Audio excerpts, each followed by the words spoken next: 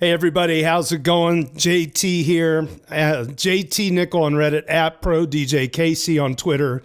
Once again, hanging out with the EVMavericks on Discord. If you want to join us on Discord, that would be great. We've got a link in the description below.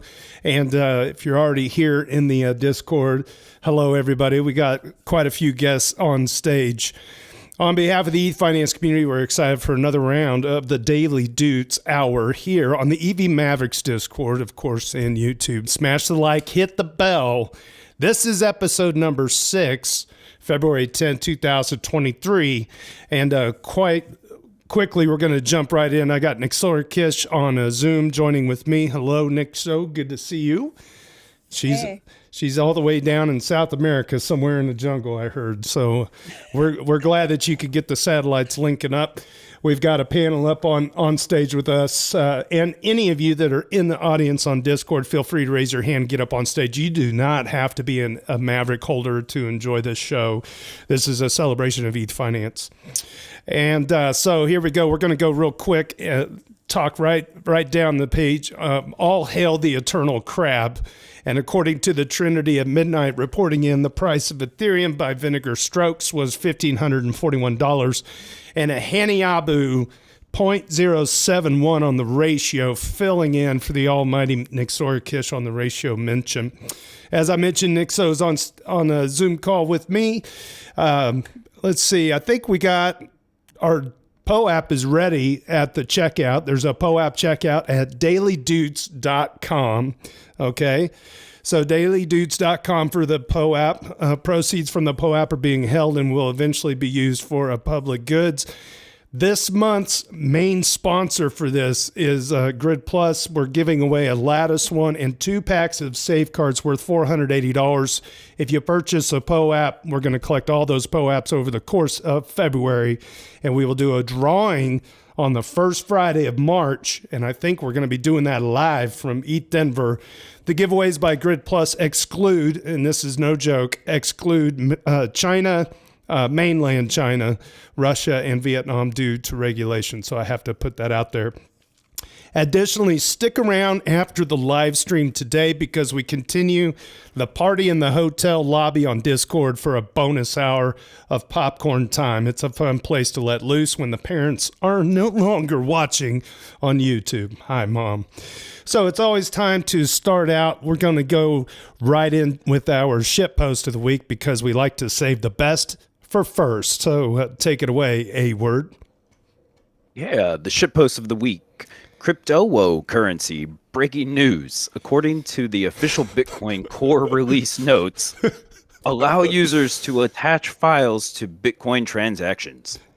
Yeah, these attached files will be stored in the segregated witness data of the chain. And here we have this old school looking interface. This is just incredible. So thank you so much. That is the shitpost of the week. If you're not able to see this on Discord, make sure you go to dailydoots.com and you can open up the Imager file on your own. They have the upload file 4 megabyte max. So that was that was just genius. So great job to Crypt. I got a lot of respect for this one because he really sold it with the SegWit data storage there. He got me, man. What a great troll. That is so good. I love it. Brilliant. Let's go down to our haiku of the week.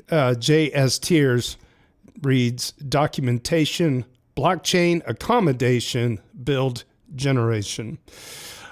Further down the page, we go to Zero Tricks on this day. Let's start all the way back in 2016. This is crazy. ETH tickles the amygdala from $3.9 to $4.40 or 0.1043 on the ratio. 2017. Shapeshift, there's an old classic one, huh? Eric Voorhees finds himself holding some extra ETH to use as payments since Bitcoin is becoming too expensive and delayed. Moving on to 2018, the public beta of Akasha Emergence is launched, a decentralized social network on Ethereum and IPFS. I want to ask the panel, Do any of you remember Akasha, and did you join it? I do remember it, but I didn't ever join it. That's some blast from the past. It is. I like that one. And you know what? They're still around. A lot Yes. of these things that zero posts, I mean, they're dead in the water, but this one's still going. So Yep. definitely worth checking out. I was one of the first people. I need to find it. I was one of the first people to post on Akasha, and the team is really sweet, very reachable people. They've got a unique kind of outlook on the way you could do decentralized social media. So, cheers to that team. I hope they're doing good. Excuse me. Coinbase launches Coinbase Commerce, a payment plugin for e-commerce. And you know what? That's definitely still around. All right, 2019. ETH really whips the llama's ass from $120 to $125 or 0.032 on the ratio. In 2020, Trent Van Epps lists the top 5 miscommunications about Ethereum, and those include ETH2 will never launch. ETH2 makes ETH1 immediately deprecated. There will be 2 tokens. I mean, he had that was such a banger. So you should go back and check that out. In fact, I would love to get Trent Van Epps on one of our live streams someday. Super nice kid. I say kid, he's just he's a gentleman, and he's just much younger than I am. Let's see, we got Ethereum-based 2021 Ethereum-based social media project Unite pulls the plug due to high gas prices, and that seems kind of true for a lot of social media trying to do transactions, and text is transactions. It's just too expensive. 2022 MakerDAO launches a $10 million bug bounty on Immunify, and then boy, look at that. ETH take my energy 3,241 back to 3,078. I remember feeling like, wow, anything under 3,000 is a steal. And then it's like you move those goalposts. Anything under 2,000 is a steal. Good days. I think it's all a steal. I'm just eternally bullish, even despite all the recent news. So there's your this day in history. I was going to see if anybody else wanted to chime in before we move on. All right, let's go ahead and dive in. A-word, take it away. On February 3rd, Cheeky Gorilla reports back from the Edelweiss Interop workshop. By now, Edelweiss? Edelweiss, I guess. I'm doing that in my best Sound of Music voice that I can. By now, you've probably heard last week was the Edelweiss Interop workshop, the successor to the Amphora Interop, where Ethereum's core devs spent a week together in the mountains to work on withdrawals, 4844, aka proto-dank sharding, and EOF. I was invited to join due to my work on the Protocol Guild, and even though it still feels like a dream, I wanted to share my experience, especially as someone without a technical background. Was the workshop a success? Absolutely. To quote a core dev, we left with a flawless Capella Shanghai fork, and there was a 4844 testnet with all but one client team. 4844 in July, ? Eyeballs.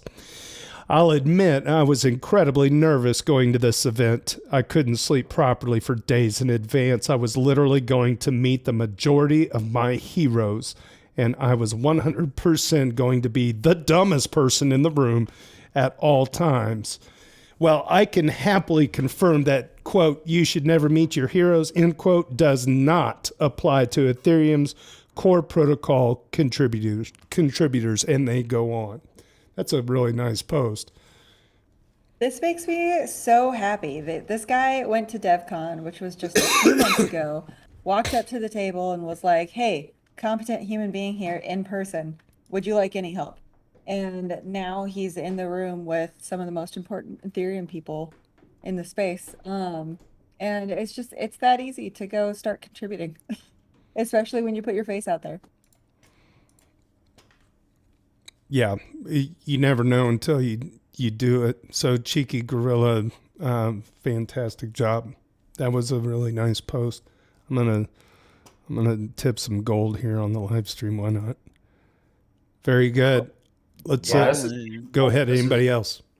All right, this is really beautiful. That's all I want to say. This is really nice. And just like Nick said, it's awesome that the developers of Ethereum are so approachable like that and open to adding people to their team and everything. That's awesome. That's a great story. That sums it up really well, the whole ecosystem, I think. That's awesome. Yeah, so ETH Denver, if you want to get in the space, go to ETH Denver and walk up to people and say, "Do you need help?" Yeah, it's that easy. It really is that easy. If you have the skills, go for it, guys. Especially And even people if you with don't have the skills, because I mean, this guy obviously has some imposter syndrome too. You should definitely walk up to people you see in lion t-shirts. Oh man, I forgot about that. Yeah, there's going to be some EVMavericks shirts getting tossed around. That'll be fun. Very good. Let's go ahead and move on to the next one. Yeah, February 4th. Canadians 1993 thinks that the U.S. tax laws are inhibiting solo staking. Boy, this was a hell of a time to post this. This was last week before Kraken. Canadians 1993. I love the way you spell Canadians, by the way. Unclear tax treatment for staking in the USA. Is it a centralization vector? Let me explain. Retail has a choice. Staking on, say, Coinbase, and it prepares and sends you the requisite tax form every year. You forego a small percentage of your staking rewards in exchange for this service, and you must entrust your ETH with a regulated custodian, which introduces centralization risk. Or, per the current IRS position, solo stakers must record revenue for each attestation every 6 minutes, for each block produced, which is random, and the tips and the MEV, which is also random. There is a valid legal argument for staking rewards to be taxed when sold, not when received, but the IRS has dismissed it. And this person goes on with a link to proofofstakealliance.org, and there's some other information there that you should read. This is just such a timely post in my view because of just all the recent stuff that's kind of hammering at least the centralized staking providers in light of Kraken. We'll see what the positions are for Gemini and Coinbase. I would love it if anybody either on stage or in the audience has something they would like to share about it. I have my personal opinions about Gensler, but this isn't really about the SEC thing. I think this is more related to the taxing and the IRS position. Anybody else have any comments on that? I heard about half of it. Sorry, I was focused on something else, but I just think it's insane how you would have to claim on taxes every 6 minutes attestation gains. Is that even possible? Like, would you just average the price of ETH over all that? Is there a better way to keep track of that we even know of? This is what people mean when they say staking is a full-time job. You got to sit at your computer every 6 minutes, start calculating. I think what's really crazy here is what he's saying is you're going to get double taxed because then when you go to sell that ETH, you would probably have a gain or a loss when you actually convert it to fiat. So you're getting taxed on it as income every 6 minutes, and then you're getting taxed whenever you cash it out again. So, yeah, double taxation right there on the same income, basically.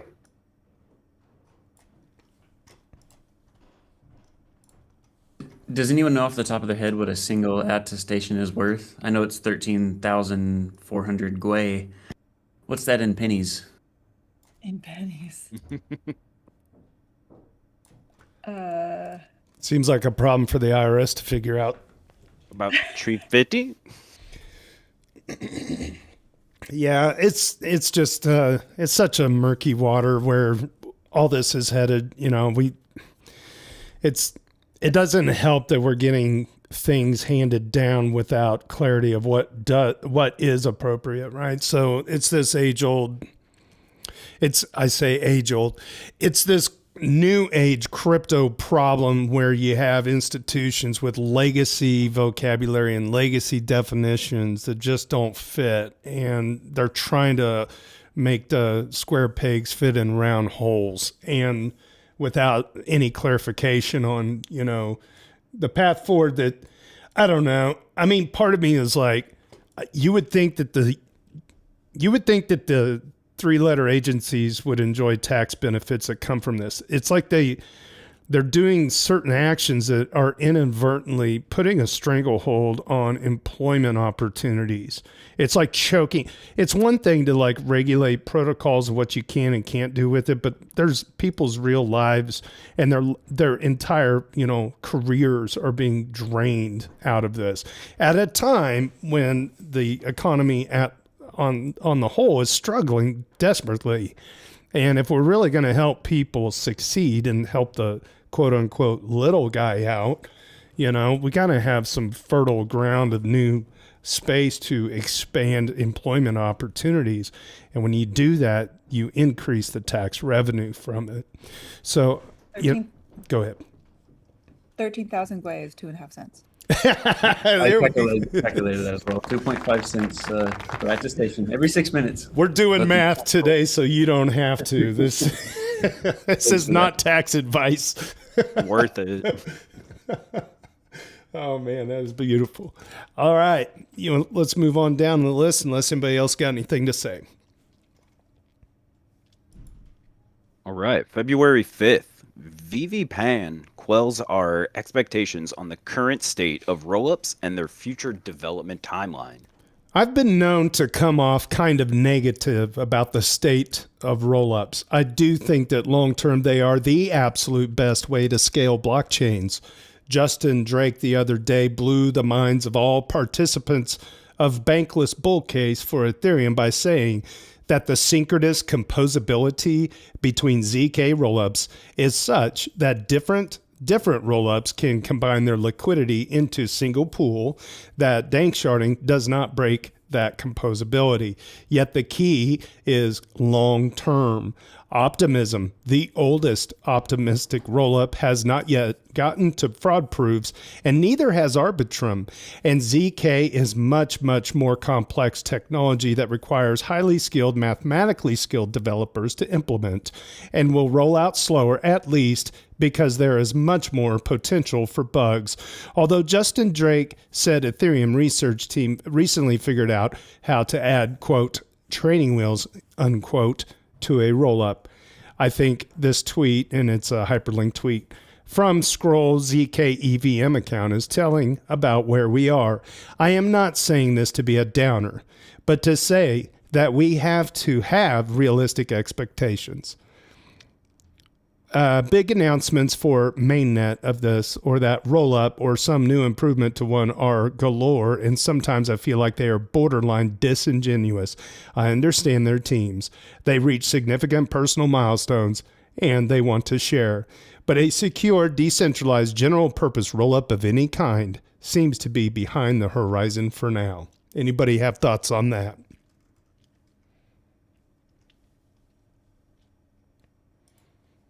And that's a deep one. I don't think I could come up with an opinion off the top of my head. I mean, he's kind of putting roll-ups against ZKs. And so, I mean, they both have their strengths and weaknesses, but that's a good post. A lot of food for thought there. I appreciate that one.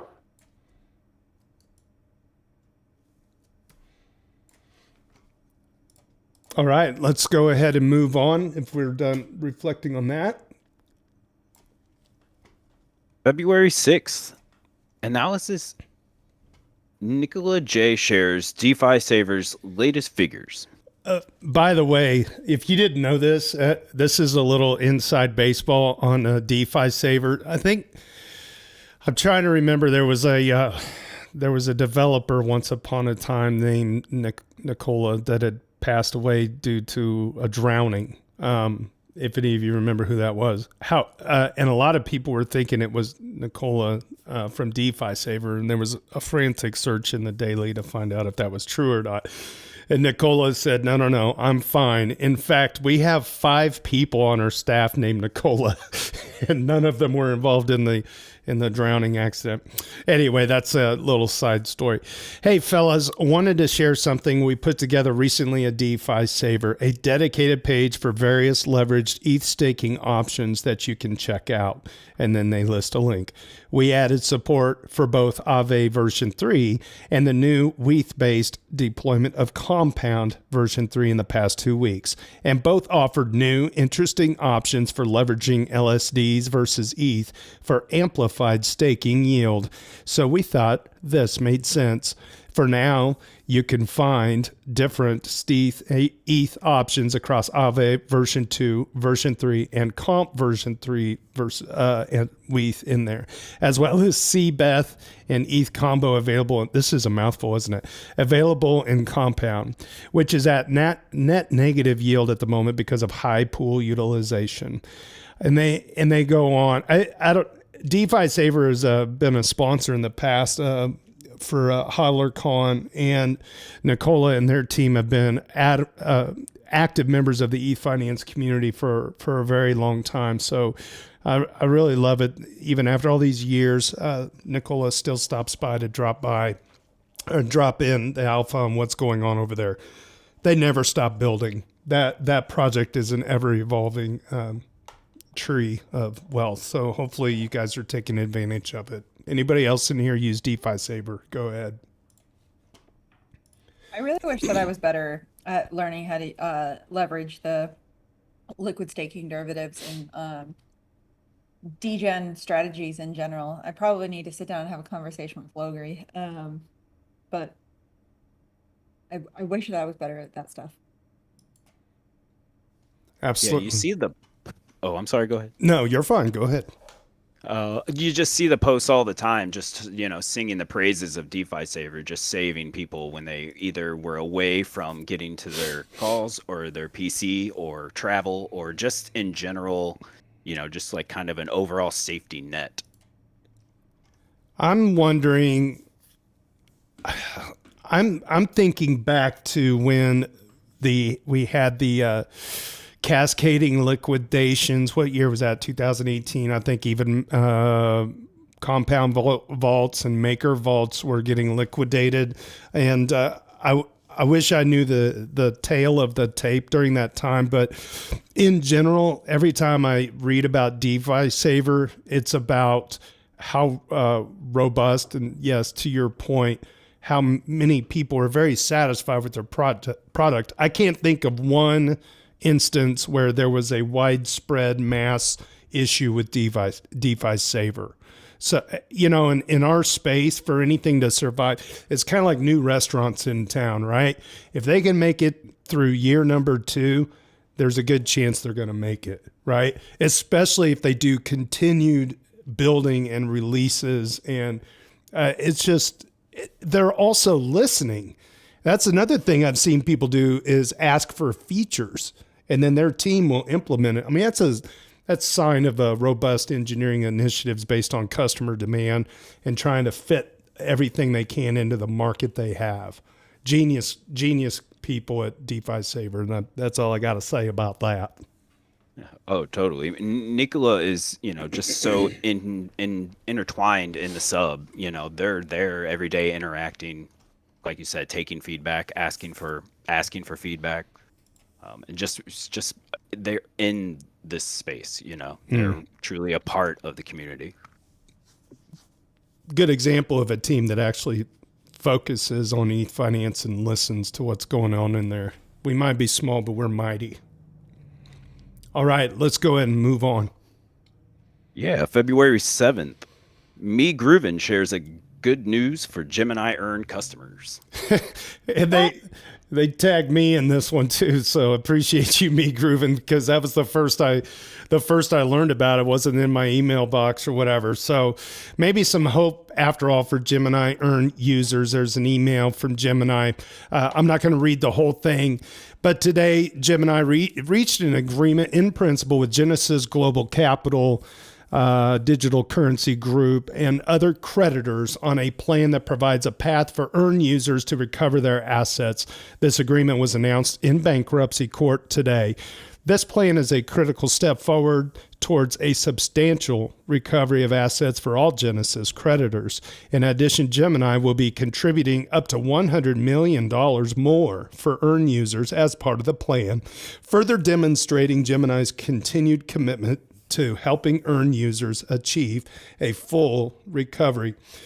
So, personally, the way I'm reading this is Gemini is doing everything they can to make people hopefully 100% whole.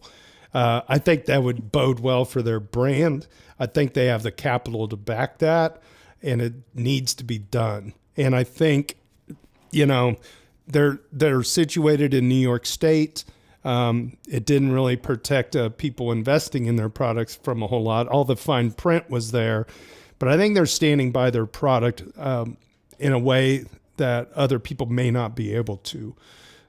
So yeah, hats off to the Winklevoss twins if they can make all the people invested in their EARN program whole. And I don't know if anybody else has anything to add to that. I don't remember the number they put up, but I think it ended up somewhere around like 80 cents on the dollar was like some quick napkin math that was cited this morning when I was listening to the Bankless roll-up. Oh, really? So Bankless is reporting a 20% haircut possible? Yeah, I forget the exact figures, but yeah, I think it came out to be about 80 cents on the dollar of a haircut. There you go. That's So better than the outcome for a lot of the other centralized exchanges. Anybody else want to add to that, or we'll move on? Oh, look at this audience. Hi there. We got Peg City in the house. What's up? Inside the simulation hashtags here. Chris H. Man, there's an OG right there. I haven't seen that person in a long time. So glad you could join us on the Discord stage. If you're tuning in on YouTube, you can join us on the Discord stage. If you want to chat, listen in real time, follow along at dailydoots.com. And don't forget to grab the PO app. Let's go ahead and move on to the next one. On February 8th, ABC Oath Up. The day in Ethereum contributor shares Zhejiang testnet upgraded to Chapella.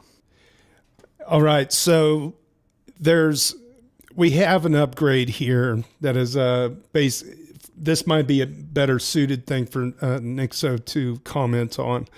But the way I understand it is this is just further cementing in the withdrawal process, right?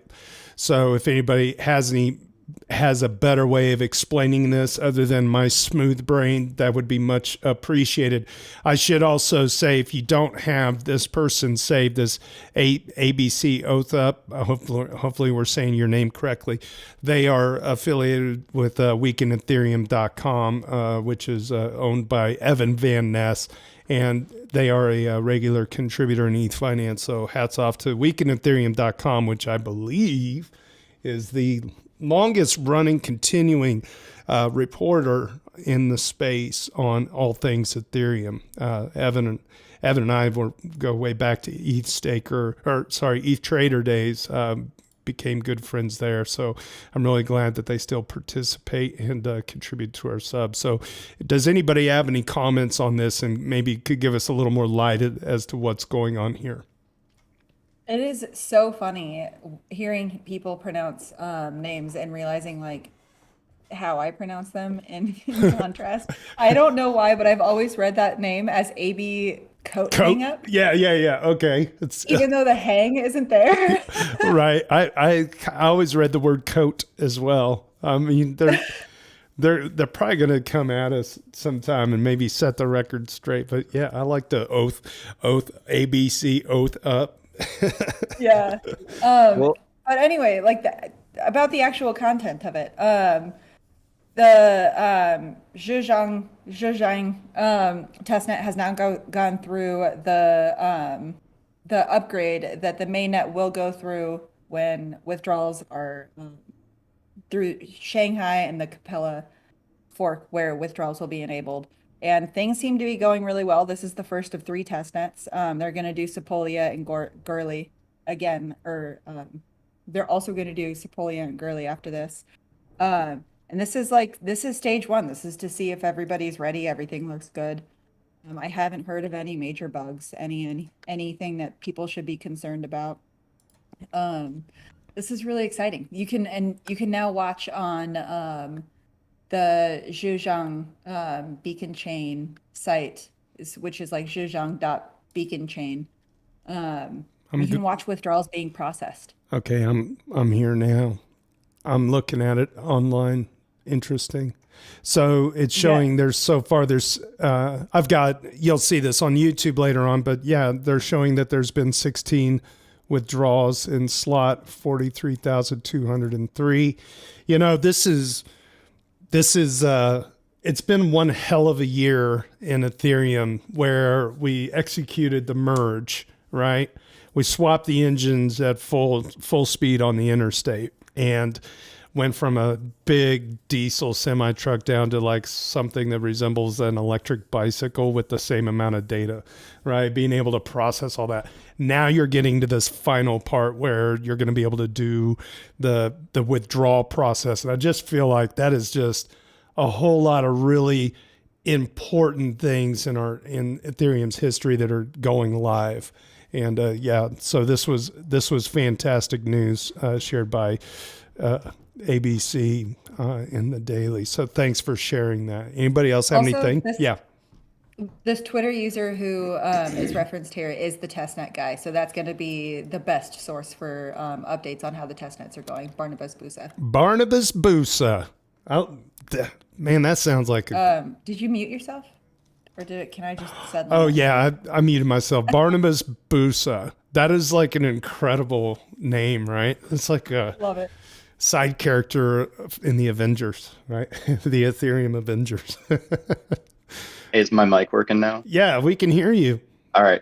Yeah, I just wanted to add in. I joined the Zizang testnet, to test it out. I ran, one validator with the 0x00 credentials that you had to implement like the BLS change to go to the 0x01 that does that enables the withdrawals. And I was able to successfully have it do the withdrawals. It sends like ETH to your withdrawal address every like 30 minutes, which was pretty neat. And then I was able to exit one of my validators and have, the entire 32 ETH balance, go back to my wallet. So it was neat. It was successful. And it's a little bit, for that testnet, but there's a couple guides. It's a little bit more technical to get into it, but I'd recommend it if anyone wants to try.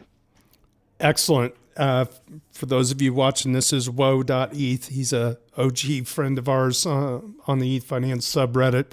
And I know why you're doing all this. You're hoping you get a POAP for being a tester, right? I may have designed the POAP for this. So dude. Of course I'll get it. It's pretty. It's really pretty too. So if you want to help validate or help test this, you can get a really pretty POAP. That's awesome.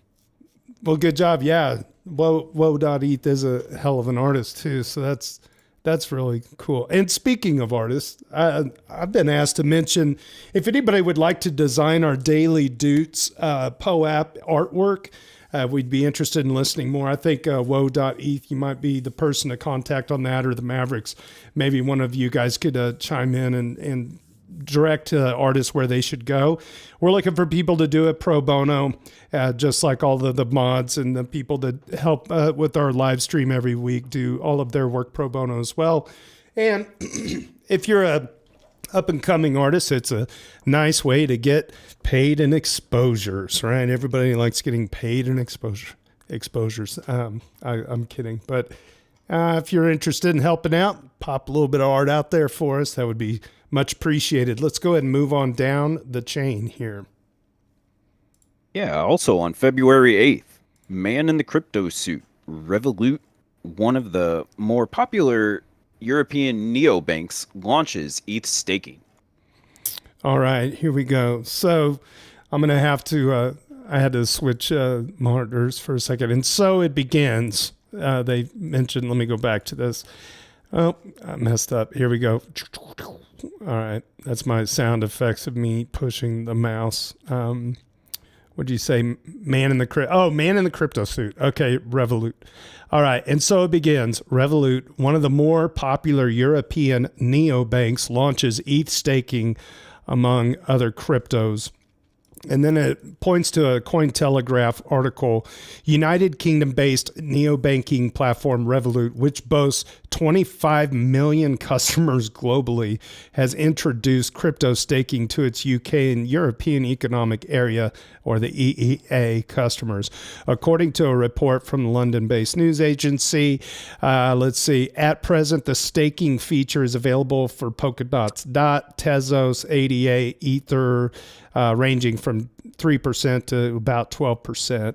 In cryptocurrency, staking is a process, and it goes on from there. So, wow, that's interesting. In 2017, Revolut began offering crypto trading services, which have since become a significant source of revenue for the company, particularly with the introduction of products like crypto cashback for premium users. Now, Revolut offers trading for nearly 100 crypto assets and also enables its customers to make purchases using their crypto holdings. You know, the irony of this is that in the United States, we have centralized exchanges that are not banks that are not allowed to do staking. In Europe, if I'm reading this correctly, you have traditional banks that are allowed to custody and do staking assets. Am I reading that correctly? Does anybody have any words they'd like to comment, especially if you're from the EEA or the EEU? What am I saying? European Union at all? Anybody in here from overseas? Anybody have any opinions on this? I thought that was learn to earn classes and all kinds of stuff. Interesting. All right. Yeah, Go ahead. I'm not from the European Union, but I did think it was really interesting that the same week that the SEC comes out, basically, putting a hammer down on staking in the U.S., that the European Union is moving forward. So that's good, and it's not good for the U.S., but it's good in the sense that across the world, it's trending in the other direction. It seems like, but I don't know. Hopefully it'll be a case of in time they'll realize that this is bad legislation or bad position, and they'll revisit it. Yeah. Well, in my smooth brain thinking about all this is, are we at a pivotal moment where, and I don't want to open up a huge political discussion. I definitely don't care about party lines.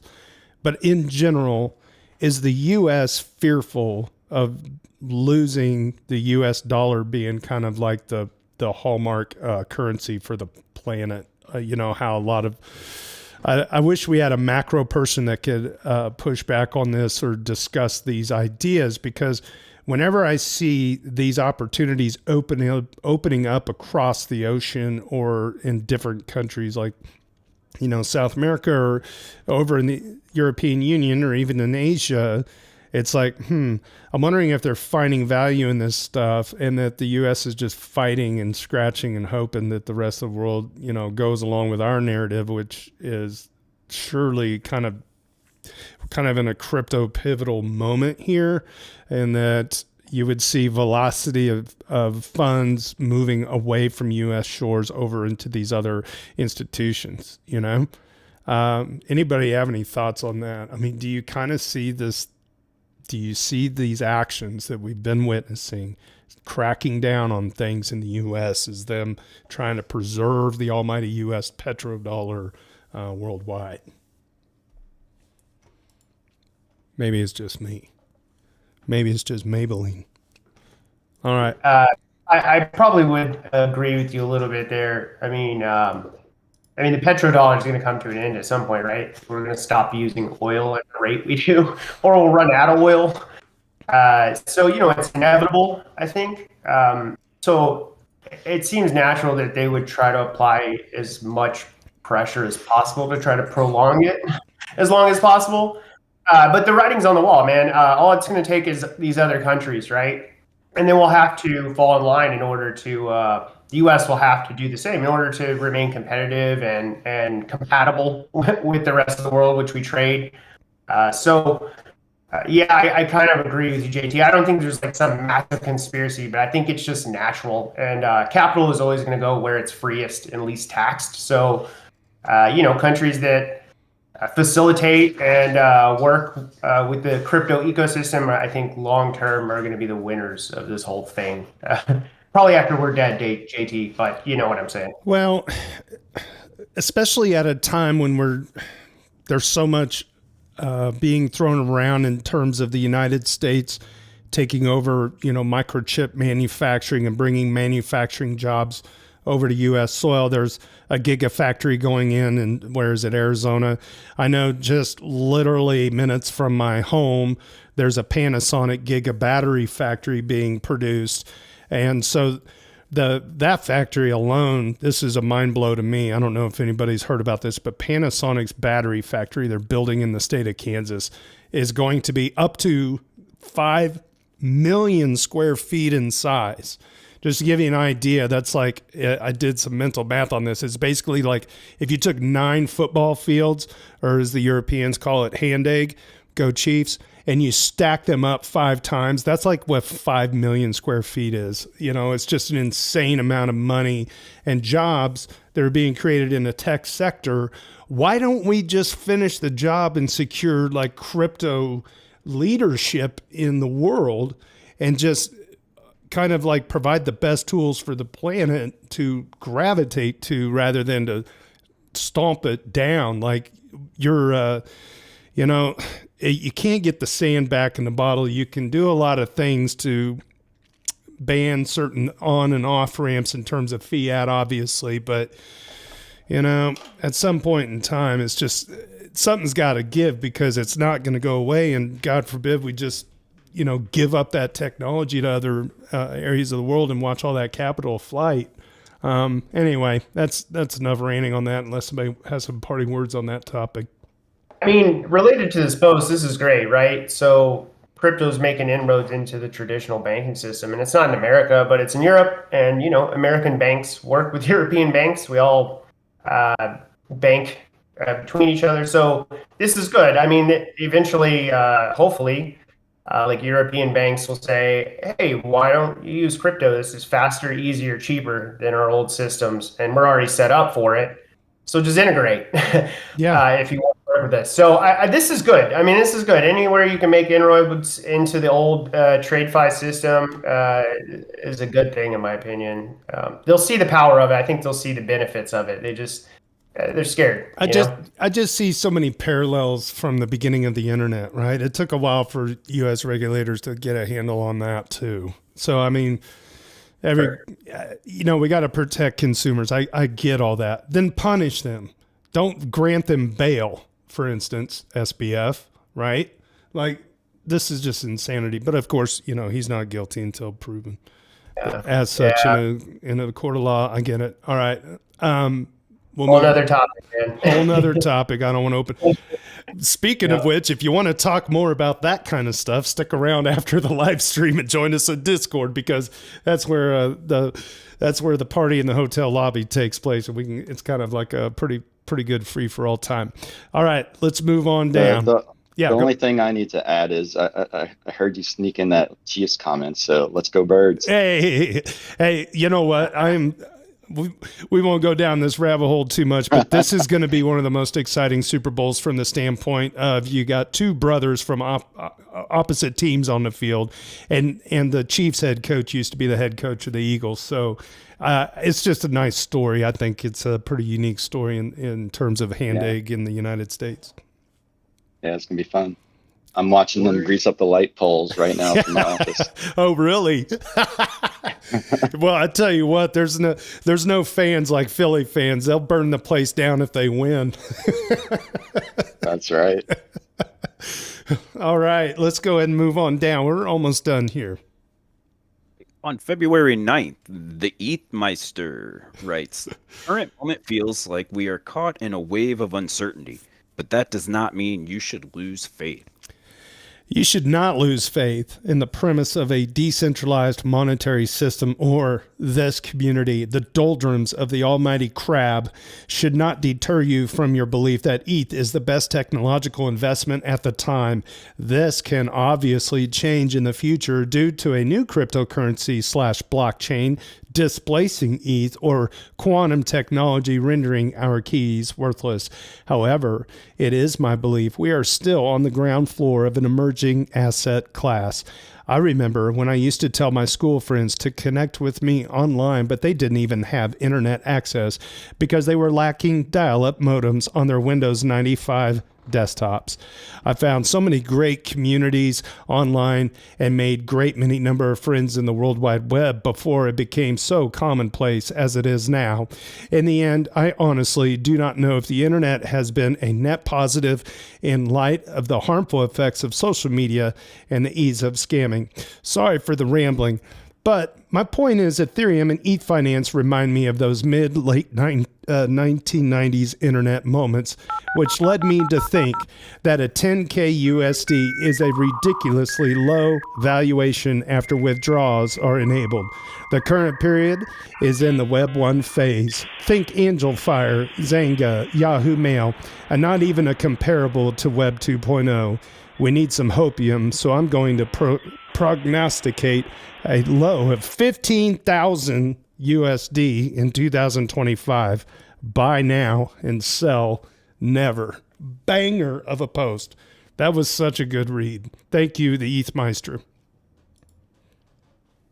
Yeah, making my job easy this week. Oh man, that was awesome. Anybody else want to chime in on that? Anybody from the 90s? Whoop whoop. Do you remember that? Do you remember those sounds, right? The fax machine dial up. Dude, I thought my modem was reconnecting for a second. Yeah. No, this is a great post, and I always draw parallels to the internet, and I think we're in the early to mid 90s. Everybody says late 90s, but I still think we haven't hit that like moment yet. So, yeah, this one's good. I love it. I remember I had a friend this one time at band camp, not that kind of friend, but his dad was into surveillance and his brother was into counter surveillance, and they were both on opposite sides of the same coin back in the 90s. The brother broke into the Kansas University BBS system and posted like a pinup girl on all of the computers on it wasn't Kansas University, it was Johnson County Community College, posted a pinup girl on all of the computers on campus because of a vulnerability. But can you imagine on a 56K baud modem, doing this bulletin board? I mean, that stuff is like doing an Ethereum transaction now without ENS, right? And like reading smart contracts and, all the decoding and ABI stuff that's flying around. That feels so much, I think that's a big thing that we have to work on. And it is being worked on, is getting that user interface to where, it makes it easy to go travel around and do the things you want to do. Hopefully not to do stuff like he did, but it is such a good post. So great job, the ETHmeister.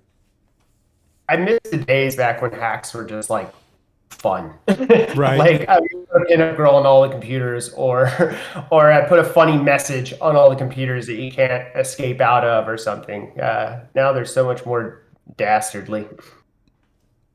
Yeah. There's no pranking going on. It's not like, hey, I stole your coins, bro. LOL, here you go. I'm going to give them back to you. It's like, no, that's gone. And that wasn't funny. Exactly. Yeah, I didn't like that joke. All right, let's go. Go ahead, Nick. There still is the small community feeling. And that is my favorite, absolutely my favorite part about all of this, is that like the community who's into crypto still feels small enough to where people are kind to each other. It's not just like Facebook where millions of people are on there like making each other feel like absolute crap. People are just lifting each other up in this area. Everybody wants to see everybody else build. Yeah, unfortunately the bad actors make the most noise, and that gets all the three-letter agencies excited, and they're forgetting about all of us that are really out here working and trying to but I mean, shake the tree a bit. the craziest thing is like the people who are the three-letter agencies are worried about are not crypto people. They're not people who are native to crypto stuff. There's people who are like in the bridging space, like between fiat and crypto. That's a And good those point. are the people who are scamming people. That's a good point. Let's go ahead and move on. I think we're getting down to the end of it here. Yeah, on February 9th, Ethfinance dropping bombs on the carbon footprint chatter. I don't know. I made this a personal request of mine because I just felt like this person, Ethfinance, made some very good arguments about carbon footprint because it is a hot topic, and it affects everything that we're doing in Ethereum. The things that we are doing are actually beneficial to the planet versus the buzzwords of carbon footprint and what's going on with regulations. But Ethfinance writes, the concept of the carbon footprint was the brainchild of an advertising firm working for British Petroleum.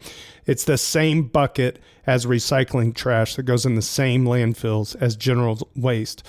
More important things to focus on individually. Sorry for the jaded take. And that was the tipping off comment. And then Jellyboy 69 5000.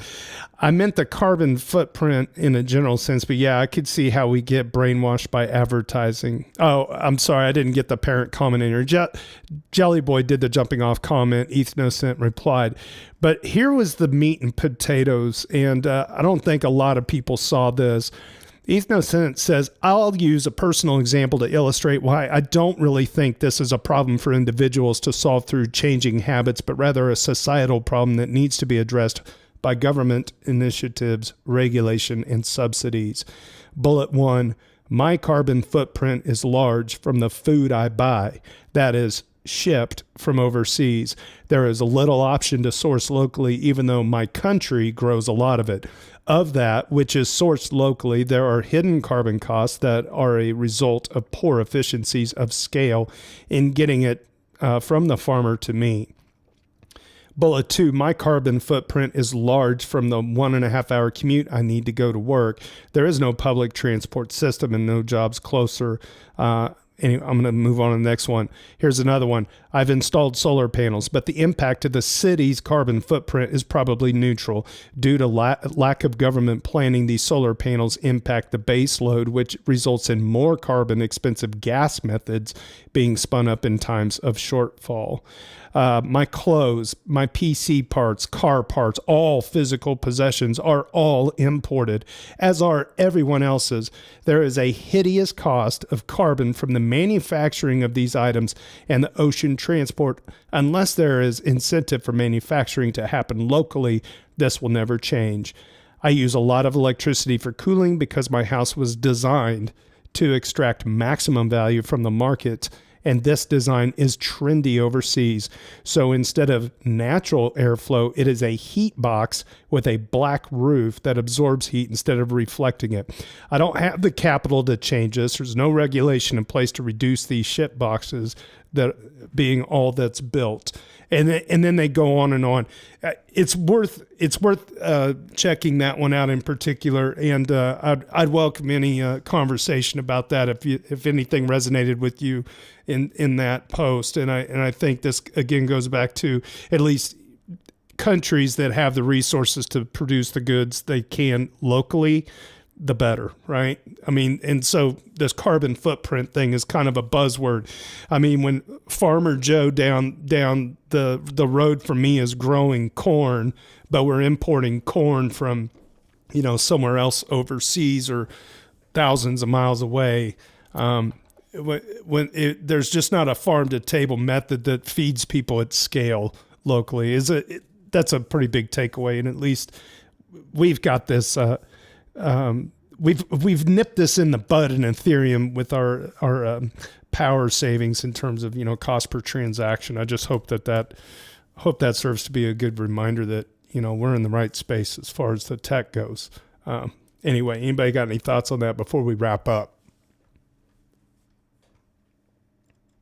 Yeah, I think it's just as important, to do your due diligence, just like all things in life, right? Is to like look into what these funds are going to and make sure they're allocating the right funds to the right places and staying true to their word, right? Because opportunistic, malicious charities exist and marketing buzzwords are real. So Lobbyists, yeah, just due government diligence. funding of like carbon footprint fighting legislation. It's like, but they're not doing the obvious things, right?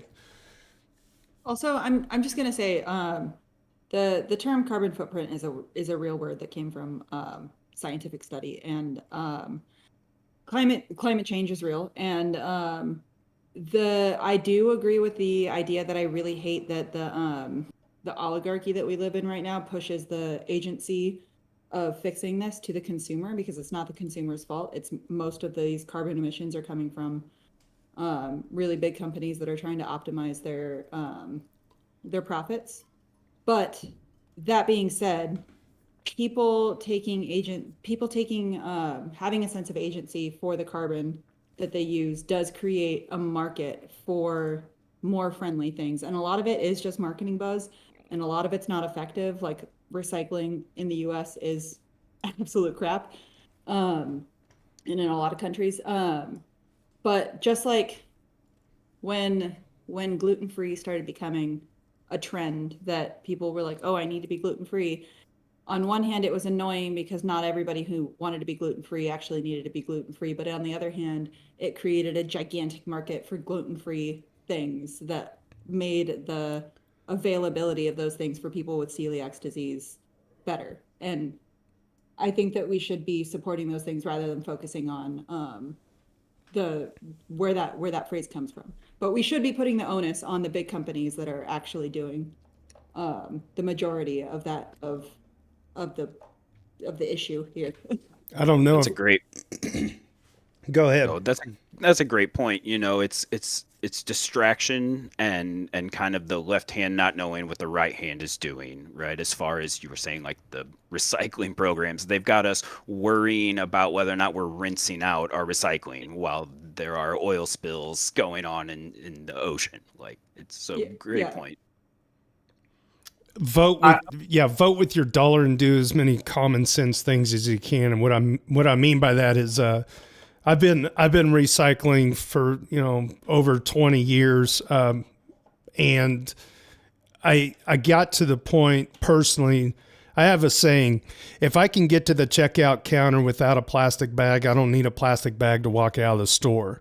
Like the brand label on like I'll walk out of the store with like ice cream and tampons. I don't care. The plastic bag's not going to insulate me from people think I'm weird for walking out with tampons, or keep the ice cream any colder than it would be if I just held it in my hand. Does that make sense? So just don't use plastic products. I mean, the one-off plastics is like a big thing for me. Anyway, I could go on and on about my beliefs on that. I really wish that we could get a whole lot of other things changed. There's a reason why. I remember Neil deGrasse Tyson. The question came up of why do we purchase bottled water? Why can't we desalinate the ocean? And it's because the bottlers are making the money, and that's where people are voting with their dollar. They're not seeking out locally sourced water for fill up your own damn bottle and prepare ahead of time and try to avoid using it if at all possible. It's just it is what it is. Hopefully Ethereum, at least from the tech standpoint of being very, very low cost, will make some efficiencies, unforeseen benefits long term. And anyway, I think we're going to wrap up. I don't want you to go anywhere, but we are going to sign off. Go ahead. Out of here, I just wanted to retouch on something that Nick said, that the carbon footprint thing is not an invention of BP. I want to clear that up. It's a scientific thing. It came from the study of an ecological footprint, which is like your overall the amount of land and air and everything else you take to survive a single person. So that's where it came from. I think what the original poster was trying to say there is maybe they invented the idea of carbon offset credits or contributed to that in some way, which is, in my opinion, a total scam. It's just a way for big companies to get away with polluting, basically. Thanks for pointing out. Should go on the record saying that I do not, and nor does anyone else, fact check everything we talk about on the show. we just read Reddit, so you don't have to. That's Such is the nature of the internet. that is true. All right, we'll stick around. We're going to go ahead and wrap up the live stream here. We got a quick public service announcement for EVM holders. There's 2 current snapshot proposals that are live that are in need of your vote. Also, put it on your calendar. ETHStaker, Friday, February 17th. ETHStaker is hosting a call with Lodestar at 1 p.m. Central Standard Time. And once again, we're putting a call out to anybody that wants to help design POAPs for our daily Doots live stream. Remember, the Doots live stream is hosted by the Mavericks, but you don't need the team bowling shirt to get in the door. DailyDoots.com is where you can purchase the POAP, and the POAPs collected over the month of February are going to be in for a drawing for a Lattice 1 by Grid Plus and 2 safecards with a value of $480.